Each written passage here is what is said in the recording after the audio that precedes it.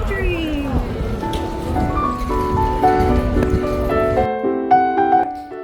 Yahoo! Hello everyone! Ipasyal ko kayo ngayon sa Tokyo Skytree. Ayan, bumili na kami ng ticket. Mga nasa 3,000 yen yan. Or 1,200 pesos. Kinuha namin yung combo. Ibig sabihin, makakapasok kami sa Tembo Deck na 350 meters at sa Tembo Galleria na 400 meters.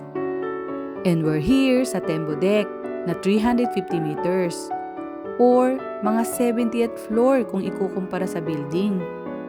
Ang Tokyo Skytree nga pala ay isang broadcasting and observation tower na matatagpuan sa Sumida, Tokyo. Ang full height niya ay umaabot ng 634 meters or 2,080 feet, making it the tallest tower in the world. May pasyalan din sa ground floor nito. May shopping mall at may aquarium. Pero iba talaga ang pakiramdam kapag nandito ka sa itaas. Lalo na kita mo halos ang buong Tokyo. Tara, panik tayo sa Tembo Galleria na may taas na 450 meters.